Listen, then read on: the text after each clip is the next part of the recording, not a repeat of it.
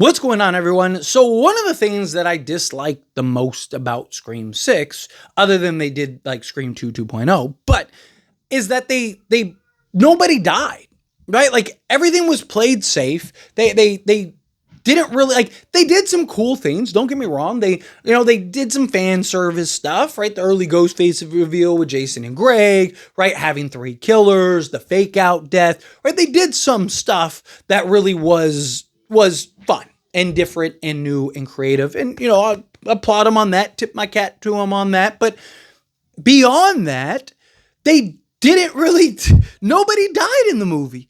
Literally. Like you had the killers, the people in the bodega who were irrelevant, and then, the Annika. Like that was it. But they didn't even take the time to develop her or anything. The only thing we knew about her is that her and Mindy were together. That's cool, but I would have loved some story, some build up, some dialogue, right? And then Radio Silence, they said their reason behind it was because, they didn't want to end on a bad note. Right? They wanted it to be happy and on a good note because they were leaving to go do other projects. It is a horror franchise. It is a slasher film. What are we talking about sunshines and rainbows for? No, people are supposed to die, especially when you set this with the whole point of killing Dewey and doing the things that you did in Scream 5 was to set the tone and change the narrative, right? That was the whole point. Right? Kill Dewey, so that way there's no one safe, right? Because you got to this point where it was you knew Dewey, Gale, and Sidney were gonna live in every movie, right? There's no compromising scenario, right? You watch, and even with Sidney, that's never gonna change. They're probably never gonna kill Sidney, but with Gale now. Right? When you saw that scene in Scream 6, it was oh, is this the moment they're going to kill Gale? Are they really about to kill Gale like they did with Dewey? And no, they didn't. They should have, in my opinion. I think that was a great opportunity to kill her off. We didn't even know she was alive other than Mindy relaying it. We didn't, she survived off camera. It was ridiculous. What are we doing here?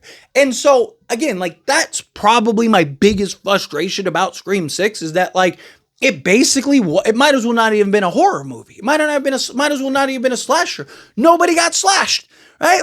Even Annika's death wasn't a slash, right? It was her getting thrown off a building, and then you had, in the bodega, everyone's getting blasted, right? And look, I'm all for getting off the knife on occasion, but it's still a slasher franchise, and people need to die.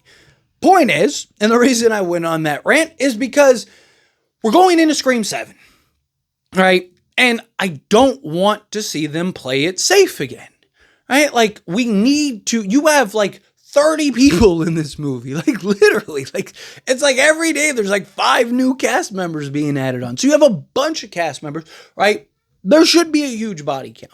People need to die. It's a slasher horror franchise. This isn't My Little Pony. This is Scream. You have Ghostface with a pokey poke that you're supposed to use the pokey poke, right?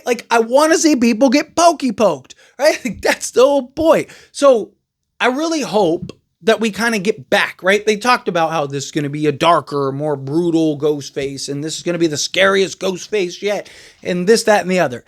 Great. I'm all for it. That's beautiful. One of the things that I love that they did in Scream 5 was the type of Ghostface and the type of kills. Yes, it was Amber, and yes, people were but she's 5 feet, so, and 100 pounds soaking wet. But look at the type of kills. She wasn't out there squabbling and wrestling people and taking people down and boxing with folks. No, it was all sneak attacks. It was Vince standing there and just, and then it was Judy running and sprinting and Ghostface coming around the corner. Boom, right? Even Wes was it just, all of the attacks were sneak attacks. Even Dewey, right? Dewey wins the fight, manhandles her with a knife in her hand, by the way, and still, the only reason he ends up getting taken out is because he gets distracted by Gale's phone call.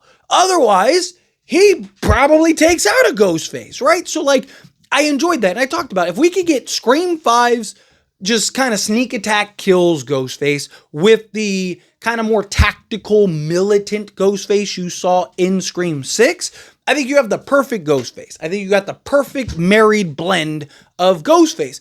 But You gotta make sure that they're actual kills. I love the tactical militant Ghostface in Scream 6. I just don't love that nobody died. Right? Again, the bodega people, they weren't really a part of the movie. They were extras. Right? Like, nobody that was meant to die died. You had an incredible Mason Gooding, Chad Meeks. You had a credible scene with that would have just been an awesome death. And then you retcon it by having him survive, right? Same thing with Gail. You have this great scene with Gail where she looks like she dies, and then you retcon it with her surviving. Same thing you did with Mindy. So nobody died in the film, and it's incredibly frustrating. I don't want to see Scream 7. I don't want to see another Scream movie like that. Again, I don't want to play it safe. I don't want people, we want it to be happy and end on a good note because we're departing and we're leaving. I don't care, right? Like, if you're departing and leaving, that's great. I'm rooting for you, right? I want to see Radio Silence have success, but I also want to go watch a slasher horror franchise where people get slashed and die, right? That's the whole point. That's the purpose of it, right? So I really hope that when they say this is going to be more darker, more brutal, more intense Ghostface, that people are going to die and blah, blah, blah, blah, blah, right? Beautiful. I love that. I really hope they do that because I don't want to go into another Scream movie and it's like, we get to the end and it's like, okay, so everybody just keeps surviving. Like, unless you're setting up and establishing for the next film. So like, Scream 8 is supposed to be greenlit, right? Like, if it's something where, say like, I don't know, 7, 8 characters are still alive when we get to the end of the movie, but it ends on a cliffhanger that now sets up and establishes Scream 8, and we know that that's essentially like it's going to be a continued story, then that's fine. That is different. All right, I still want people to die in between. I don't want like, we have 7 characters and all 7 survive at the end. Like, I want people to still die along the way, but I'm okay if there's like a huge survival count, 7 to 10 actors and actresses. I'm okay if they survive, if it leads into a Scream 8, and then now it's like, okay, well, that makes sense. But if this is a conclusive, wrapped up in a bow style film, then I don't want that. Like, I want you to take people out. I want people getting knocked off here, right? Like, because again, horror franchise. I don't want to see Scream 7 play it safe. I don't want a safe Scream movie. I want a dark, brutal, intense Scream, right? What it's always been. 96 by today's standards doesn't seem like that, but 96 by 96 standards was all of that, right? So that's the difference. But anyway, as always, this is a discussion. I pass the question on you. Let me know your thoughts and opinions down in the comments below. What do you think? What are your thoughts? Do you agree with me? Disagree with me? Kind of mixed in the middle? However you feel, whatever your thoughts are. Either way, I'd love to hear it. So let me know down in the comments below. That being said, if you haven't liked this video, hit that like button. Helps me out. So we enjoy these types of videos, and I truly appreciate it. Not subscribe channel, hit that subscribe button. Turn on the bell notifications. Appreciate y'all. See you in the next one. Thank you.